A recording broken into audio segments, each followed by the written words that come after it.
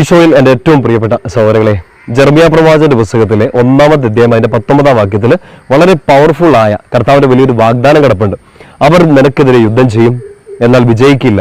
കാരണം ഞാൻ നിന്റെ ദൈവമായ കർത്താവ് നിന്റെ കൂടെയുണ്ട് എന്ന് കർത്താവ് അരുളി ചെയ്യുന്നു എന്ന് പറഞ്ഞുകൊണ്ടൊരു വാഗ്ദാനമാണത്. പ്രിയപ്പെട്ട സഹോദരങ്ങളെ, നമുക്കെതിരെ നിൽക്കുന്ന ചില സാഹചര്യങ്ങളുണ്ടാകാം, ചില വ്യക്തികളുണ്ടാകാം, ചില രോഗങ്ങളോ ഇപ്പോൾ അനുഭവിക്കുന്ന പരാജയങ്ങളൊക്കെ ഉണ്ടാകാം. പ്രവാചകനിലൂടെ കർത്താവ് നമുക്ക് തന്നൊരു വാഗ്ദാനമാണ്, അവർ നിനക്കെതിരെ യുദ്ധം ചെയ്യും, എന്നാൽ വിജയിക്കില്ല. കാരണം ഞാൻ നിന്റെ കൂടെ ഉണ്ടെന്ന്. ഇതുപോലെയുള്ള ഒരുപാട് പവർഫുൾ ആയ കർത്താവിന്റെ വാഗ്ദാനം നമ്മൾ വായിച്ചിട്ടുണ്ട്, നമ്മൾ കേട്ടിട്ടുണ്ട്, നമ്മളത് വിശ്വസിച്ച് ഏറ്റെടുത്തിട്ടുണ്ട്. പക്ഷെ ചില ജീവിത സാഹചര്യങ്ങൾ നമുക്കറിയത്തില്ലേ, നമ്മളങ്ങനെ തോറ്റ് നിന്ന് പോകുന്ന സാഹചര്യങ്ങളുണ്ട്. എത്ര കർത്താവിൽ ആശ്രയിച്ച് നിന്നിട്ടും പലപ്പോഴും നമ്മൾ പരാജയപ്പെട്ട അനുഭവങ്ങൾ നമുക്ക് ഉണ്ടായിട്ടുണ്ട്. ചിലപ്പോഴൊക്കെ നമ്മൾ ആ വിഷമത്തിന്റെ പ്രതിസന്ധിയുടെ ഘട്ടങ്ങൾ ചോദിച്ചിട്ടുണ്ട്, കർത്താവ് നീ എന്നോട് വാഗ്ദാനം ചെയ്തതല്ലേ, കൂടെ കാണും.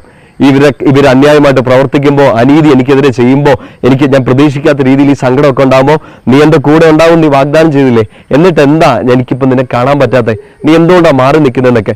പ്രിയപ്പെട്ട സഹോദരങ്ങളെ, പലപ്പോഴും നമ്മൾ അങ്ങനെ ചിന്തിച്ചു പോകാറാണ്. എന്തുകൊണ്ടാണ് നമുക്ക് ഈശോയെ കൺമുമ്പിൽ കാണാൻ പറ്റാത്തത്, എന്തുകൊണ്ടാണ് അവൻ നമ്മളോട് സംസാരിക്കാത്തതെന്നൊക്കെ. എന്തെന്നറിയോ, ചില സമയത്ത് നമ്മൾ ഇങ്ങനൊന്ന് ചിന്തിക്കേണ്ടതുണ്ട്.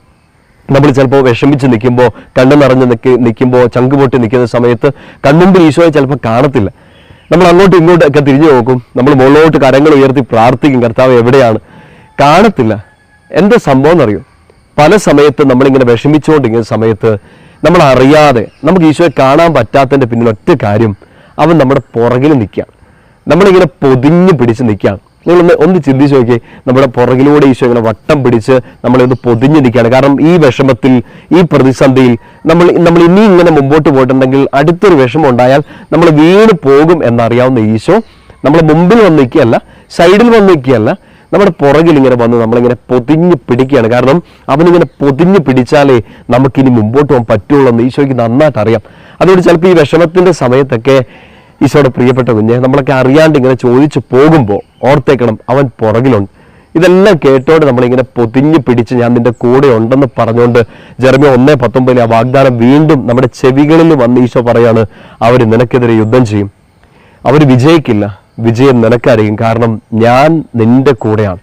ആ ഒരു വാഗ്ദാനം ഏറ്റെടുത്ത് വിശുദ്ധിയോടെ, വിശ്വസ്തയോടെ നമുക്ക് ഈശോയുടെ മുമ്പിലായിരിക്കാം. എല്ലാ കാലവും ഒരുപോലെ ആകുമെന്നല്ലല്ലോ ഈശോ നമ്മളോട് വാഗ്ദാനം ചെയ്തേ, എല്ലാ കാലത്തും കൂടെ ഉണ്ടാകുമെന്നല്ലേ.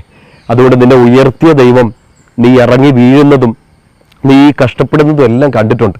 അത് കണ്ട ദൈവം കൈയടിച്ച് നിൽക്കുകയല്ല, മാറി നിൽക്കുകയല്ല, നിന്നെ ഉയർത്തുക തന്നെ ചെയ്യും. അത് നമുക്ക് ഉറച്ച് വിശ്വസിക്കാം. ആ കർത്താവ് കൂടെയുണ്ടെന്നുള്ള ബോധ്യം ഒരിക്കലും കളയാതിരിക്കും. പ്രത്യേകിച്ച് വിഷമത്തിന്റെ സാഹചര്യങ്ങളിൽ കൺമുമ്പിൽ കർത്താവിന്റെ സാന്നിധ്യം കണ്ടില്ലെങ്കിലും അവൻ നമ്മളെ പുറകിൽ നിന്ന് ഇങ്ങനെ പൊതിഞ്ഞ് പിടിച്ചിട്ടുണ്ടെന്ന് ഉറപ്പായും വിശ്വസിക്കുക. ആ വിശ്വാസം നമ്മളെ ശക്തിപ്പെടുത്തും.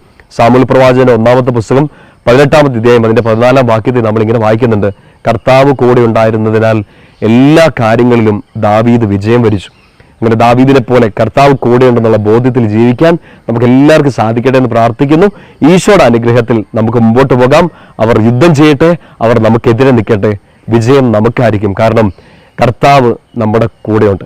ഈശോയുടെ നാമത്തിൽ ഞാൻ നിങ്ങളെ അനുഗ്രഹിക്കുന്നു. പിതാവിൻ്റെയും പുത്രൻ്റെയും പരിശുദ്ധാത്മാവിൻ്റെയും നാമത്തിൽ ആമേൻ.